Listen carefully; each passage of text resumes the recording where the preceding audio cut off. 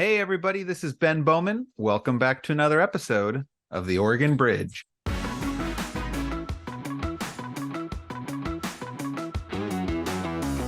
Kind of a common narrative right now in the city of Portland is like random violence that finds people on the street. Every corner of the city looked to me like it was in crisis. And that's when the mayor and his team asked me to come on and basically run lead on trying to recover some aspect of downtown's livability. I think we have got to get serious about more action on the ground. And I think that the politic of Portland, meaning like all of us as people, has hit the point where we're willing to say, I'm not willing to put up with that anymore. Ultimately, I am definitely betting on Portland. All right, folks. Today was a fun episode. I have talked about before in this podcast how one of the cool things about hosting a podcast is you get to talk to cool people who you otherwise wouldn't get to talk to. Today is not such an episode. And the reason why it's not such an episode is because I got to interview a friend of mine named Eric Zimmerman. And it was also a super interesting interview that I think you all will really enjoy. Eric's had a very interesting career in public service. He's worked as chief of staff to two different Multnomah County Commissioners. He's worked for the mayor of Portland on basically saving downtown. He serves in the National Guard at a relatively high rank and has for 16 years. And he's also worked in like nonpartisan city administration as an assistant city manager in a couple of different cities, including the great city of Tigard. And as you'll hear in the episode, he's also just a very thoughtful and interesting person. So in this episode, we talk about Portland. Of course, I ask him what he thinks the vibe is in Portland. I ask him what he thinks Portland needs. He is a rumored candidate for Portland City Council. He was in the Willamette Week as a potential candidate. And so we talk a little bit about that. And we also talk about his service in the military. We talk a little bit about Multnomah County Commission, what a chief of staff to a commissioner actually does. And we even touch on some world events, global politics at the end of the episode. I will note before we get into the episode, Eric is on this podcast in his personal capacity. He is not representing his boss at the Multnomah County Commission in this episode. He's not representing the United States federal government or military in this episode. He is speaking only for himself. But with that, thank you all for listening. I know you'll enjoy this episode, and we'll get right into the interview with Eric Zimmerman. Now that the legislative session is over, it's time for Oregon's activists, candidates, and political committees to turn their attention to the 2024 elections. With government regulation of political activities becoming more complicated nearly every year, and with political actors increasingly initiating complaints and litigation to achieve political goals, having experienced legal counsel has become critical to success in the political arena. Harang Long PC has represented clients involved in candidate and ballot measure elections for decades. To learn more about Harang Long's political law practice, check out our website at harang.com. That's www.harrang.com.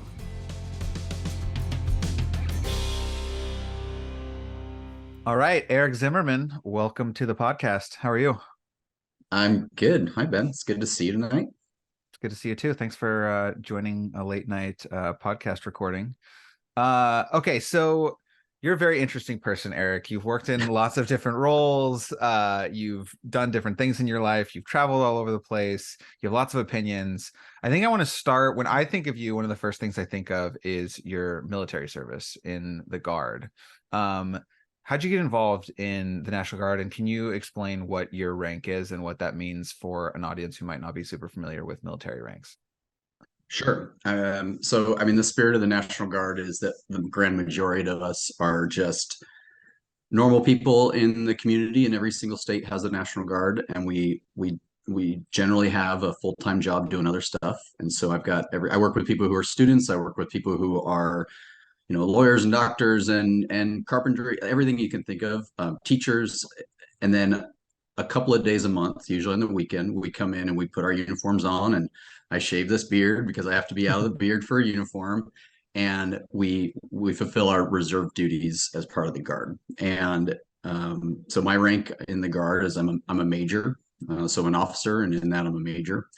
My role right now is the role is called executive officer. It's like the second ranking person in a battalion of engineers out of Salem. And so it's a great unit. I've been in the Oregon Guard my whole career, which is over 16 years now. Wow. But the way I got into the Guard, I was like a lot of college students I think people have seen on their college campuses going to ROTC, right? And I did that, and I started college a few months after the United States went into Iraq in 2003. And so I started college, was through at that time. When we got to the end of my college time, that traditionally with ROTC, then you take your commission, right? They've given you a scholarship. They take your commission as a second lieutenant because now you have your bachelor's degree, and you go into the active duty. And if you think about in 2007, there was still a law in the books called "Don't Ask, Don't Tell." That's right. And so for me, God, that's so wild to think about. It feels like that's ancient history, but that's literally like not that long ago. It's not that long ago, and for me, being a person, like other things you figure out in college, that you're gay, right? And so like here I am feeling a little bit pinched because I've got this thing, and you kind of start coming out in college, but it was always a secret, outside of my closest circle. And so I was really pretty concerned about being found out by the military, not really the rest of my life, but by the military, and then like being fired or having to pay back the scholarship because I went to the University of Portland. It's a very expensive private school. So I was concerned about that, but I also had a feeling the world was already changing a little bit, and I had a feeling that I would be safer with that topic in the Guard. And so the Guard until we're federalized and until we're activated for federal missions, our commander-in-chief is the governor of any given state. And I just made a calculation that I would go into the Guard instead of the active duty, and I just did not expect that a Democratic governor and a general appointed by a Democratic governor would necessarily push that unless I gave them a deep reason to. And so I kind of made a calculation at the time, and that's really how I found the Guard. And so then I've had a regular career since then as well, but I do both simultaneously. We've talked, and we'll talk about your other career in a moment, but we've talked before about military service. It's something that I find really interesting and appealing, but also really challenging. One thing that I think about, we've probably talked about this before. So you served in the Guard. Have you? So you've been sent overseas for Guard work. Have you been federalized? I have. So I deployed to the Iraq War and to a NATO peacekeeping mission in Kosovo in the south of Europe. And then also I did duty, I think for a lay person to understand, like you've heard the term like defense attaché probably in embassies. I was like an assistant to the assistant attaché. You're the Dwight Schrute of the Oregon National Guard. Exactly. Always trying to be that assistant manager. No, so I did that at our U.S. embassy in Bangladesh in South Asia, most recently. So I've definitely been federalized a few times, and the Guard is not like a hard and fast, like you are or not active or not. It really has to do with what we can do by title, like Title 10, Title 32. Those change our rules. And then I've also been activated for state. Like I commanded a task force of forest firefighters out in Northeast Oregon in 2015, right as that season was really getting going. And that was state, right? The governor called me up for that, right? In that situation.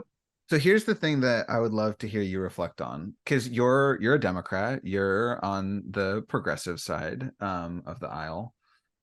How do you've obviously served in the military during times where you probably disagreed with U.S. foreign policy, or you probably disagreed with the president of the United States on a personal level or on a political level, but your mission is a higher calling than that. So how do you navigate even internally your sort of purpose and your oath and your duty to country, and like your own perspective about what we should or shouldn't be doing and how we should be doing it? Yeah, I mean the Army for me has been it's actually been really easy in that thing, right? We think that maybe that would be a complicating factor, but the United States is really unique in the world, because when I raised my hand to take the oath, that oath sounds very much like every other officer within the United States government's oath. The only difference is that at a point they say the office in which you're being appointed. But we're all taking the same oath, and it is an oath to the Constitution. Mm-hmm. It is, what's unique about that is it is not an oath to a person. That's right. And so my status as an officer doesn't change based on a political party. It doesn't change based on my being a member of that party or them or the president being a different party. And it doesn't change based on the conflict or the war that we're facing or the foreign policy that we're debating at the time. So that makes it easy for people like me if we do find a moment where personally we have reservations, or even if we have, if we're really jazzed up about something, we think it's the right place to be. I think holding our tongue on certain things and holding our zeal in certain ways is important, because we have to be trustworthy for the next person who comes in, whatever the party is, whatever the politics are of the session. We've got to be able to be just as loyal to the orders that we get from the next person. And so it's been actually really easy to maintain that. And I've found that with my colleagues as well. And I think we try to be highly aware of current events, but we try not to be too deeply in discussions about politics. Right. And that, I think, and politics as they relate to the humans involved, like by name, right? That kind of stuff. That's right. And that's helpful. And then the other piece, like at a much lower level, you can debate the importance, the right or wrong of a war zone you get sent to. But when you're there, it really doesn't matter, because you have a way different duty and a thought and a care that has to do with the people that you're with. And I joined the Army because, unlike some of the other services, the Army, I think, is probably the most people-focused service, right? We don't win things by having the most technologically advanced system. We don't win things by having a really fast airplane. Like, we win things because of people, right? Having 100 people behind you, having 100 people in a formation, human interaction, like that stuff. I really enjoy that a lot. And the Army has handed me many jobs that I had no idea how to do them, but we figure it out as an Army. So that when you're in the moment, the people part is way more important than the foreign policy. You keep that in your mind, but I think most people would reflect a similar thing. It's like, that's what matters in the moment. You're a very patriotic person, and we appreciate your service. Okay, so you have you've served your country in that way and continue to serve your country in that way, but you also are in service to your local community in your other career, your full-time career. You're currently chief of staff to a Multnomah County Commissioner. You were previously a chief of staff to a different Multnomah County Commissioner. You've worked in municipal government. You worked for the greatest city in the state of Oregon, actually. Fun fact about you. You were assistant city manager. Is that right, for Tigard? I did. And I wore this sweatshirt just for you, the TVFNR community event or community training that I went through for TVFNR when I was at the city of Tigard. Yeah. So tell us about that work. I think here's the question that I'll tee up for you. We did an interview with Nick Blosser that people really liked, where it was like, what does a governor's chief of staff do? And I was thinking, like, for you, it's interesting because Nick Blosser is chief of staff to a CEO of a state. Like, there's a lot of control and power that's vested in his principal, his boss. In the legislature, a chief of staff is a lot different. It's a lot different role, legislative chief of staff, than governor's chief of staff. And I have never worked in county government. I read newspaper articles about county government, and that's about the extent of my expertise. But my perception from working with county commissioners and staff is that it's kind of almost like a mix somewhere in between the CEO and the legislative. But, like, how would you describe your job as chief of staff to a county commissioner? Yeah, I mean, it certainly won't be nearly as interesting as Nick Blosser's. I listened to that podcast. That was a great interview, by the way. And he's at a level that is, one should aspire to be. So that's right. I think it is certainly a hybrid of both those systems, the legislative and like I'll say the on the ground, because we certainly don't have an executive role as a county commissioner and as a staff to one. Because in Multnomah County, I think it could be argued that the chair in Multnomah County might be the most empowered executive elected position in the state of Oregon. And if you really look at how strong, like, we've heard of the term strong mayor. Yeah. Let me tell you, the chair of Multnomah County is the strongest elected chair or mayor that I can think of in the state of Oregon, and doesn't have a legislature like the governor has that is also right there. So it's a Is really that remarkable position. is that a good thing?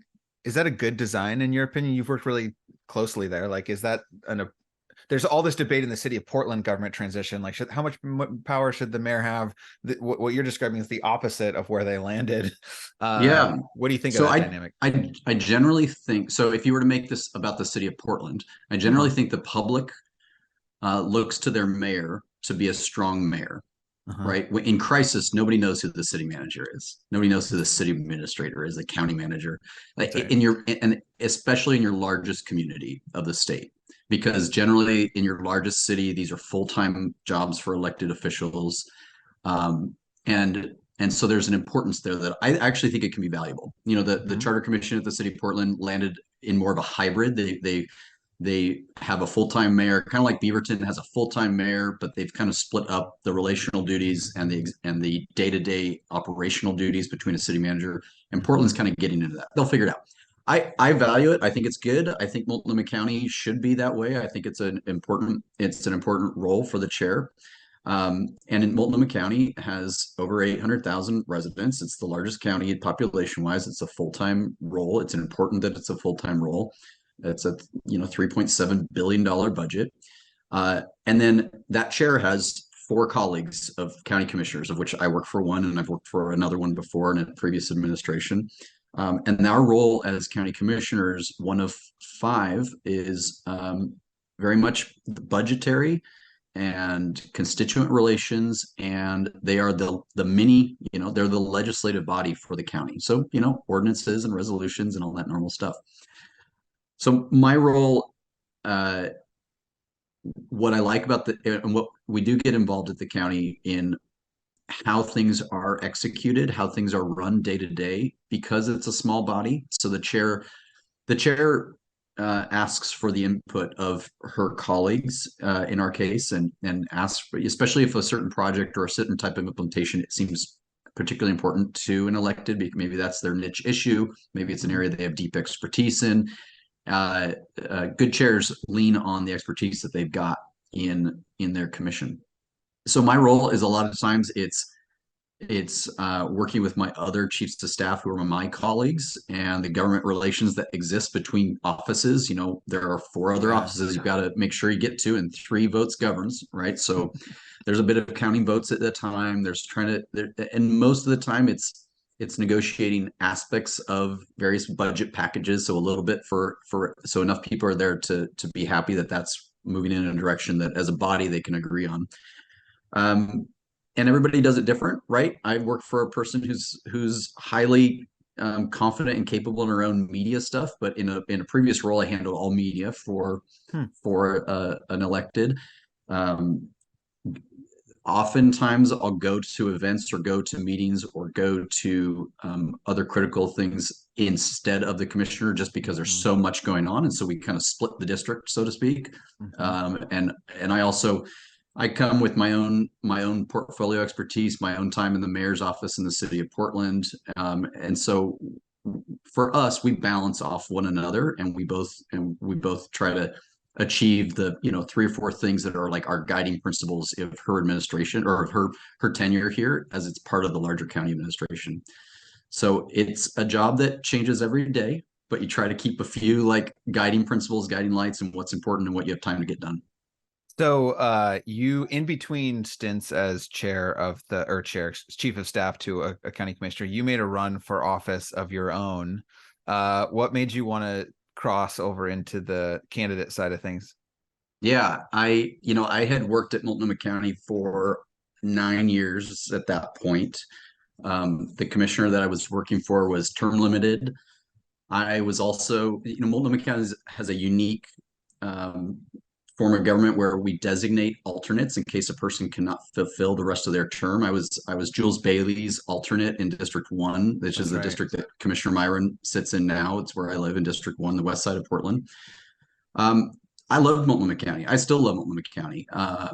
Multnomah County is, in a lot of ways, it's the social safety net for, if you think about the last few thousand folks who generally fall through the cracks, right? And that's and being that social safety net for folks is, I think, really important. And at the time, 2015 was when that campaign kicked off. 2016, we were talking about homelessness, but we were talking about homelessness in a way that we had never thought.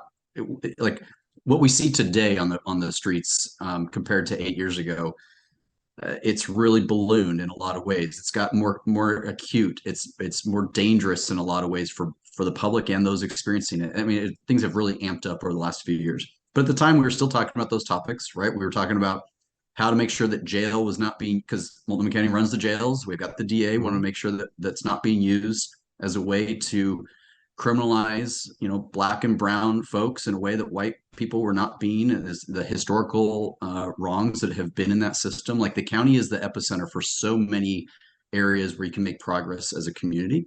So I wanted to do that. I wanted to be a part of that. And I wanted to represent my district of West Portland. I think that most people focus just on downtown, but West Portland, and actually Multnomah County's West District, is part of Savi's Island all the way down to Washington County and your district, and city of Tigard. And so there's a lot of diverse neighborhoods throughout that entire area, and I thought I could be a part of it. So I ended up in a runoff with Sharon Myron, who, it was a hell of a race, but she ended up giving me, I think, a good shellacking is the right term.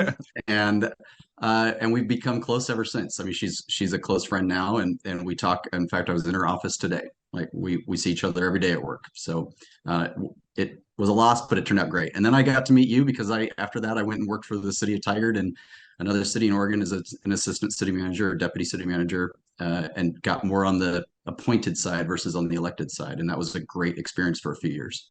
As someone who's also been on the receiving end of a shellacking, I could say I think sometimes the shellacking is a useful thing in our lives and careers.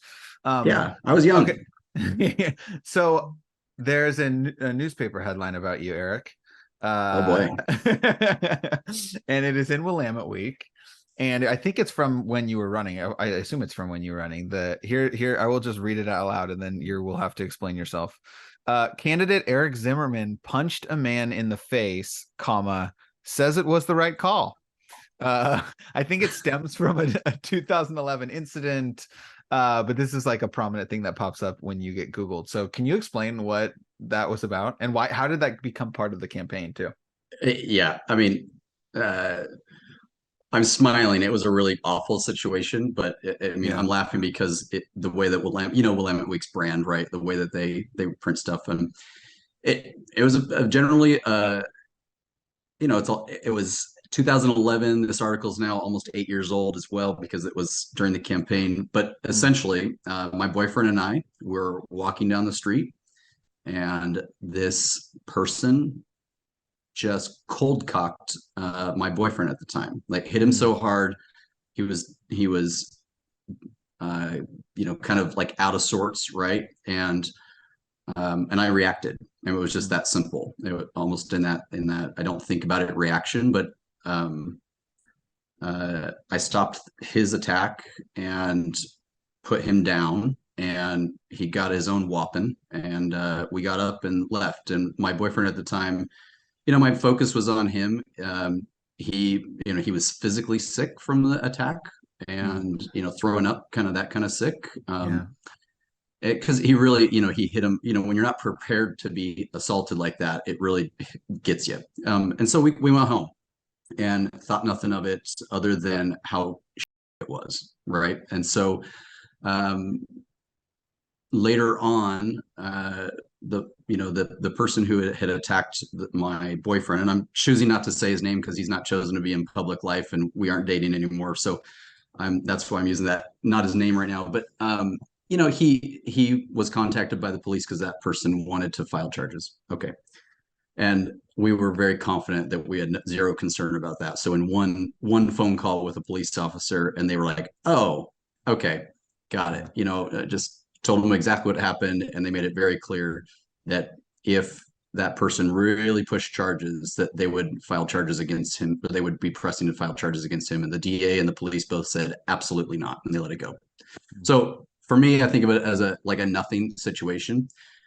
How it became a thing 5 and 6 years later in an election, I'll take the reporter at face value and say that it actually was read about, or the person saw me in the voters pamphlet and recognized me. I don't know. That's what she reported, and that's fine with it. And that's how it got in, or that's how it was then part of the election. I will also say, and I don't want to badmouth this person too much, because they have a very long felony record and misdemeanor record of all sorts of attacks against gay men. Oh my God. They actually they were murdered in a very similar situation later on, where someone fought back. It is a really terrible story. Whoa. And so I took a certain brunt of it in 2016 because it worked for a certain political narrative. But like, this person was deeply disturbed. This person got away with a lot of fights and had hurt a lot of people over the years. And I think that I was unfortunate to be there. My boyfriend was unfortunate to be attacked, but fortunate enough that I was also confident in how to handle the situation. And sometimes violence finds you, and I took care of him, and so moved on from it. But it's been crappy, because you're right, it is the first thing that comes up when you don't have a super exciting Google profile. That is the first thing that comes up, and everybody knows it. So I'm okay talking about it, but I don't love it. And I think it's kind of a common narrative right now in the city of Portland, is like random violence that finds people on the street, and I've definitely lived it. It's also one of those things where like when you choose to run for office, when you choose to put your name forward and say, I'll do this thing, that's when it comes out, right? Like, if you are just in the Guard and you're high-ranking government employee, no one is talking about this. 10 years later, it's something you probably moved on from. But because you are stepping up in a role to run for county commissioner, and anyone who runs for public office, and I think the higher up you go, the more that there's a search for, like, what's the worst or weakest moment, or most potentially embarrassing, or even just sensational, explosive moment. And you have to, it's like, they say that you're never done coming out. Like, you're always, as a gay person, coming out. It's like you never actually are able to move on. As long as you're running for office, like, someone's going to ask you about it. Right. Which is a uniquely not cool part of running for office. Well, and if you think about, like, our topic about don't ask, don't tell earlier, and you think about this is 2011 when this attack occurred, and I got in a scrap, and I did let my superiors know in the Army, like, hey, I got in this thing, but I was also delicate in how to deal with it, because was I going to tell them that it was an attack on a boyfriend, or was I going to, like, kind of shroud some of the personal details about how it occurred? But mostly I was okay. I was involved in a thing. I don't think it's going anywhere, but I want you to be aware of it. I was very upfront. But those other things are out there, because I couldn't really admit that it was a boyfriend, at least to my boss at the time. Yeah, it was an unfortunate event for all of us. It was unfortunate for him. He's probably somebody who could have benefited a lot from being in a place where he had some more mental health care. And he had a really long life of violence. And I think that is a way too common of a story in Portland right now. But I think people get that today also, in a way that maybe I wasn't sure how to articulate the situation several years ago. But I think we understand it in Portland, because I think we see it every single day on the streets, what we're talking about here. Yeah. And that's a unfortunately good transition to what I want to talk about next, which is Portland. I think we use Portland as a placeholder for the region. I don't think people really are differentiating between Portland and the county, and to some extent Metro. What do you think about Portland right now? What's the vibe? How are things going? Does it feel like things are getting better? Does it feel like things are stagnant? Does it feel like we're right before this big government change, so people are hopeful? Like, how would you describe the vibe of Portland in your political and social circles? I mean, ultimately, I am definitely betting on Portland, right? I mean, it's when I came back from overseas in 2022, and I saw every corner of the city looked to me like it was in crisis, and downtown was a ghost town still. And that's when the mayor and his team asked me to come on and basically just run lead on trying to recover some aspect of downtown's livability, right? And at first we thought that would be like an economic thing, and it really quickly turned into a public safety and a confidence in government, that government could do the right thing, right? That when you called 911, you actually got an answer. That when you were assaulted, that somebody actually showed up. When I showed back up in Portland, I mean, that was not there. And we didn't have enough at the time. Some folks were speaking up from the political leadership areas, but like we didn't have enough deep leadership moments where people said, I don't have to put up with this anymore, right? And so the mayor, to his credit, I think gave me a very long leash to do whatever it took to try and start making steps in the right direction for the city of Portland. And my role for him was the central city advisor. And it was a role unlike others where people had topical areas. I had a geographic area. So anything that touched it, I kind of weighed in on. And so I really, it's why I'm betting on the city of Portland, because the number of people who from the community who have been holding on, whether they were like small businesses, whether they were workers who, rightfully are like, I'd love to come back, but every time I park down here, my window gets smashed, or I have to get yelled at by a person who is having a breakdown in the middle of the street just to walk into my office. And why would I do that? But they've been holding out for years. Like it's almost 2024, and how many times a week are all of us in some sort of meeting where someone blames the pandemic for the current situation? We're into it. So, there's there's a new billboard in Portland, like Portland is what we make of it, or something along those lines. Yeah, and I believe that fundamentally, like I told a big group the other day it's been a month maybe, that we spend a lot of money as a community, whether you're in the hoteling industry or you're in the businesses, to advertise outside of Oregon about opportunities to come visit Portland, the tourism, all that kind of stuff. I think you take 5% of that budget and you start advertising to ourselves, right? To tell ourselves what our own story is, because most of the time when somebody comes down to Portland, especially like the central city for an event, but it's maybe been the first time they've been down there in years, they're having a positive experience. Right. It's lively. It's good to go to the tree lighting again, the music, the concert that you saw, the restaurants that you haven't been to in years are open, and the plastic between tables is down. And there are less tents in downtown Portland than there have been for years. And so it's a good experience in a lot of ways. And then those stories are completely corrupted as soon as somebody goes back to their car and a window's been smashed open. That's right. Yeah, that's right. And you take one step forward, and I think you take 5 leaps back when that occurs, because you've attacked their sense of belonging and being, and they're going to tell 20 of their friends. And so that's a problem. And in a lot of ways, Portland has improved, but where we deeply are, we're basically sliding into the river right now, are the open air fentanyl drug use. And it's not turning a blind eye, but it is trying to figure out in a 110 world, and in a world where, we have a minimal amount of law enforcement, prosecutorial types of things you can do for the deeply illegal activity, which is like smoking in public. It's not about addiction at that point as much as it is like that activity was never legalized, but what do you do with it? And the effects that it has on people who are living on the street, but also people who have apartments but are spending all day on certain corners of Portland is hellish. I mean, it is, and there are about 8 square blocks in Portland that are scary, and you can't defend against that. They're absolutely scary blocks, and we have to get real about that. People are assaulted in those blocks. But I mean, to the point of your question, I'm betting on Portland because here's one thing where we've recovered almost pre-pandemic.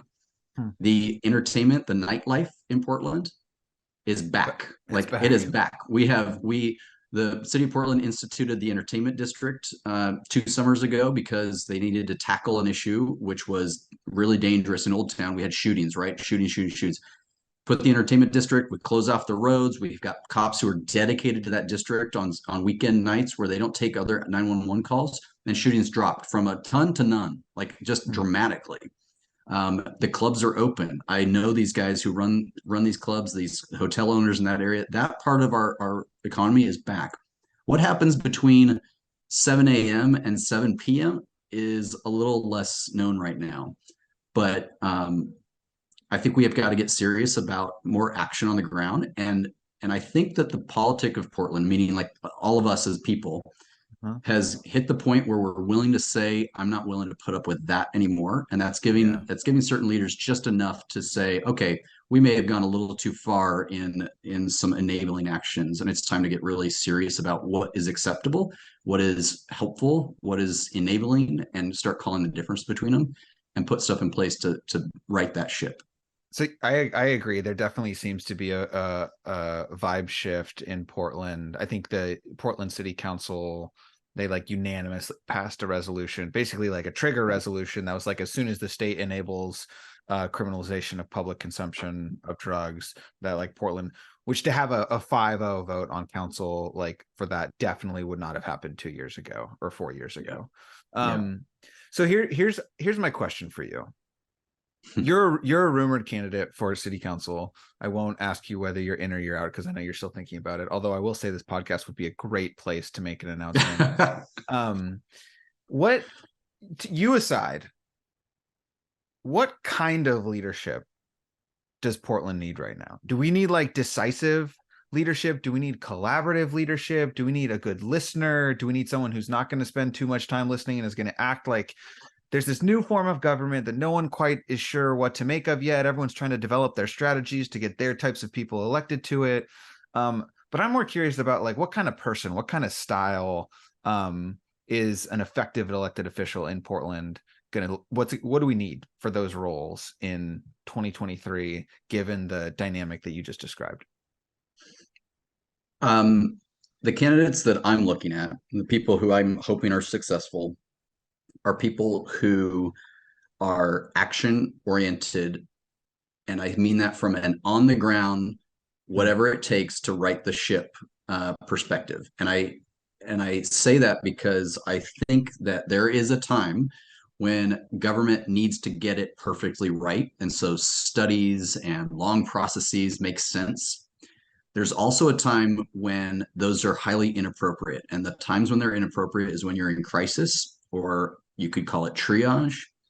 And I think we're in that time. Right now is not a time for a deep study. Like the next mayor, the next city council, which will be 12 people, I think needs to take immediate action to shelter the homeless population, to bolster all the little micro like business districts across the city. So not just downtown, but like the St. John's downtown, the Hollywood district, the Woodstock district, and those little areas and the reason is if those are healthy, then it's kind of like it permeates out like a ripple in a lake, right? It permeates out and makes health in the rest of the neighborhoods. And Portland is really unique in that way because we have so many of those. If those are healthy, we take a big step in the right direction.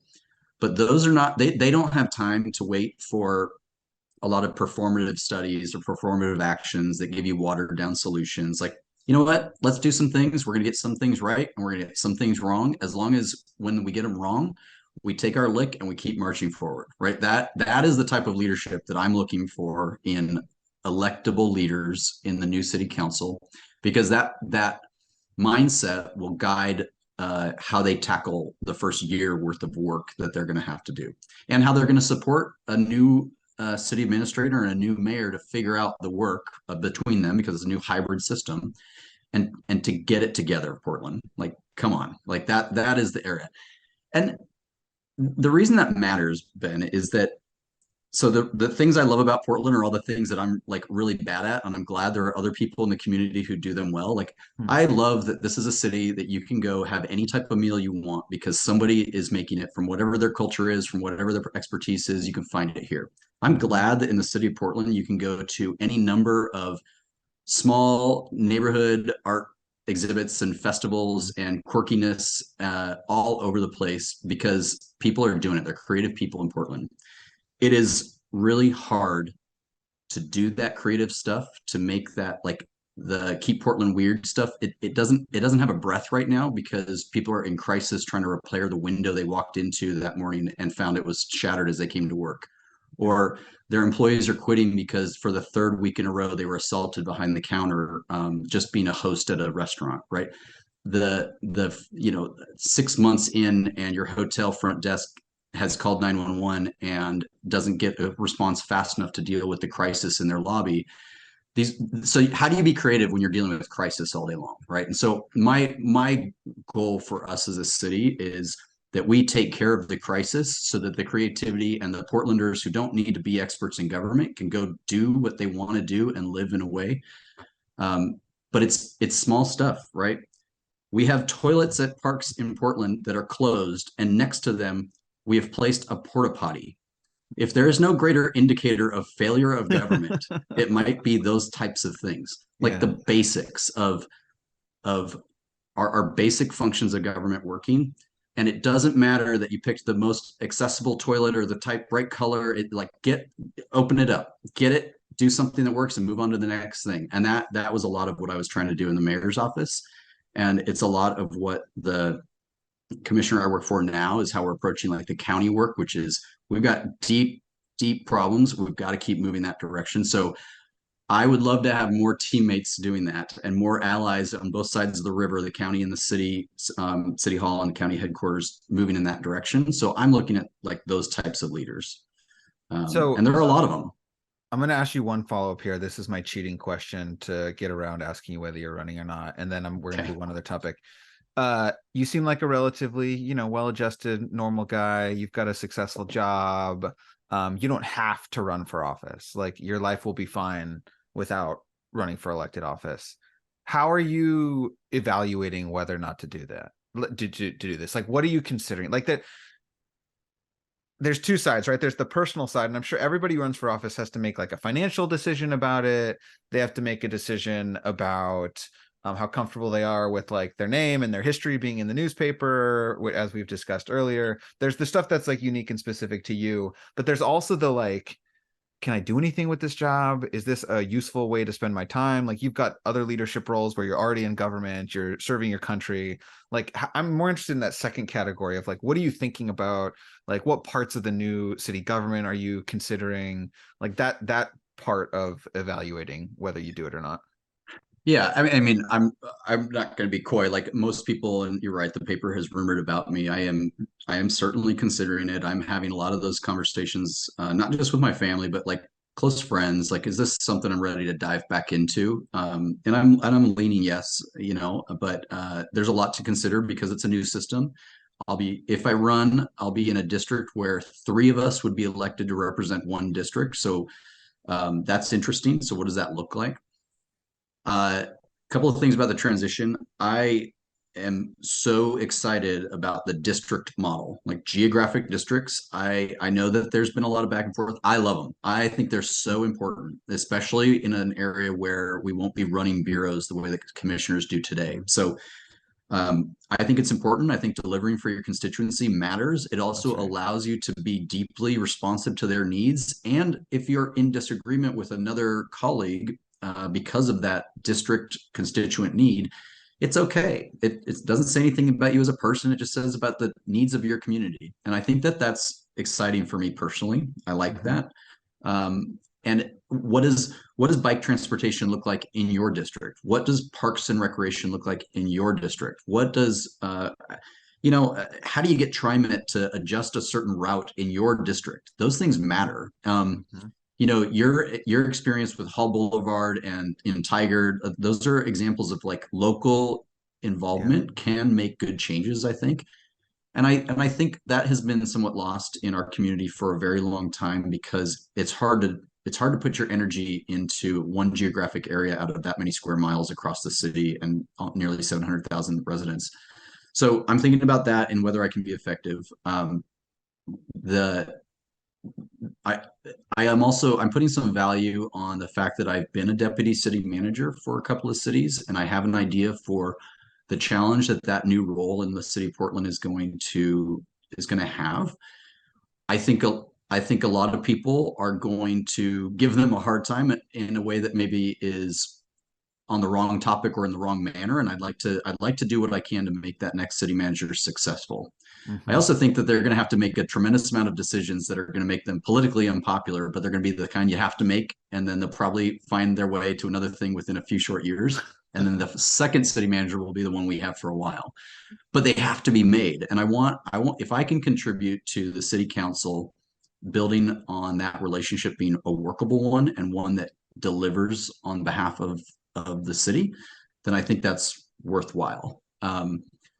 The city of Portland does not need to have 25 bureaus. It needs like firm leadership in a few areas. A Department of Public Works probably versus 4 or 5 things that are broken up in our city that are not broken up in other cities. We have some streamlining that needs to happen, and I think I can help with that. But most of all, I think what I would be considering is, does the field look like it will be a field of doers, right? Action oriented people. And can I contribute to that, or spur them to be more action oriented as they take on the new transition? And I mean, that's where I'm considering stuff right now. Well, we expect an announcement on this podcast if you decide to do it. Okay. Okay, last like category question here. Multnomah County seems like a fun place to work. It's a great place to work. I love it. I say semi sarcastically because the last few weeks there have been headlines about like fights happening among the commissioners, disagreements happening. One very prominent issue was this issue about Israel, and Israel was attacked in a terrorist attack by Hamas. And it's a very complicated situation in the Middle East with a lot of history, and this broad topic got brought up before the commission, and it brought out a lot of feelings. It brought out a lot of people who have I don't want to say, it's like everyone has their own understanding of Middle Eastern history and politics. And I think some people lack nuance in theirs, some people don't, but it was a whole thing at the county commission level. And turns out, I believe that they couldn't agree on how they want to do this. Eventually, a statement does get released by 3 county commissioners. And I think the county chair unilaterally decided to light the bridge. Is that how it happened in the Israeli flag colors? Yeah, I mean, essentially, as I said earlier, right, all the executive powers at Multnomah County they rest with the chair. And so when the Morrison Bridge, which is a bridge that is lit often in Portland for various things that are important or signify a moment in time, so she made that call to light it in the blue and white colors. I will just say before I was there, they lit it for Ukraine after the invasion, and they lit it when I was there is when marriage equality was achieved. They lit it for that. They even lit it purple on the death of Prince, right? So there are highly important geopolitical things, and there are other more localized, and there are other these are the things you do in certain months to recognize a moment. So you in your, I think it was in your personal capacity. We should state, I will have stated this in the intro, but this interview with you is you as Eric Zimmerman. You're not representing anybody, including your boss. But I think it was your personal account where you tweeted your feelings about how this went down. Why does it matter so much to you? Why is it so important to you? Yeah, I mean, I was going to transition and say that's the extent I'm going to talk about the Multnomah County experience. What my tweet was it's actually, I mean, we're seeing it across all of the United States right now in terms of the political discord. Is, first off, I don't think there are any mincing of words that what occurred in early October was a terrorist attack by a terrorist organization against a people. And I'm firm in that belief. I did not expect in the following days, here locally or across CNN and all the other stations, to watch such a contorting by certain political leaders to try and find some way to not call it terrorism. You know, I have listened now to so many accounts of families and what occurred on that day, to, you know, a mother talking about her son who was locked in a room with several others and is throwing the grenades back as they're lobbed into the room by Hamas terrorist fighters. That is so different. And I want to be really clear that, you know, when I'm speaking about this, you know, well, everybody in the United States knows that a major is a tiny little person in the military system here. Like, I'm speaking for myself. I have no input on the DoD policies or the United States policies. Like, this has absolutely nothing to do. I'm not speaking for them in any fashion. But you know, if you were to just hear like major says this thing in another country, it could have some sort of like weight to it. There should be no weight to my statement. It's purely in Eric's feelings. But that have the feelings that you have about whether or not one country to another country is an appropriate relationship, right? In this case, Palestine, Gaza, and in Israel and their functions, and I think our, as the United States, I think our perceptions of as the lay folks has adjusted based on whether or not Israel's government was perceived as being conservative or more liberal at various times throughout my lifetime. I think that's a fair conversation and a fair debate. But I was really let down in so many ways that some people couldn't bring themselves to just put a line in the sand and say a terrorist act occurred.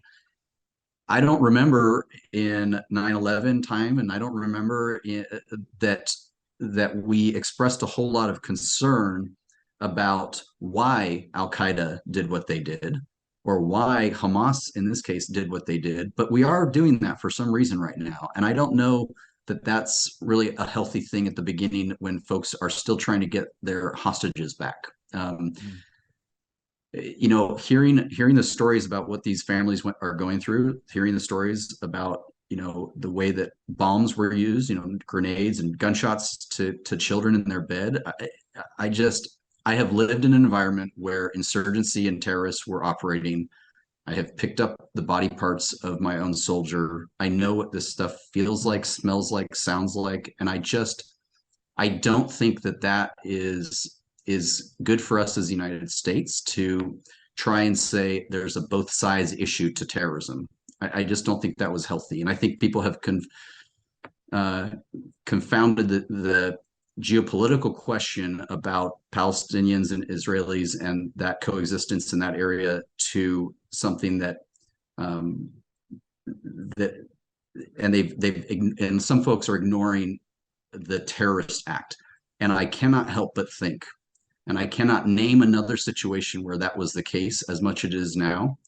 And it's got some deep anti-Semitic undertones to it. And I think we have to really talk about that and be serious about it and what that is, because nobody deserved what happened on October 7th. No one on earth deserved that. No one's children deserved that. No family deserved that because of what their country's geopolitical stance is.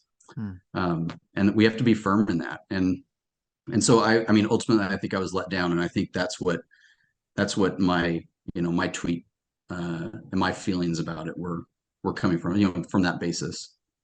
I think that's an appropriate place to end it. We are coming up on a full hour with me. Lucky you.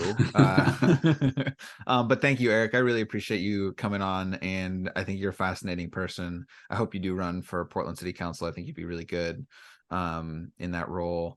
And I think Portland and all levels of government actually in this country right now need people to step up who are effective leaders. And I like you as a person too, so that helps. If Thanks, folks want to Ben. learn more about you, they can't go to a campaign website though. No. Where are you going to direct them? Where's your plug? You get one plug at the end of the podcast. Where are you going to Oh send them? goodness. You know what? I think I'm on the Multnomah County website, and there's probably a good LinkedIn they can find me on. I'm a pretty searchable person, but yeah, there's no campaign websites yet. Cool.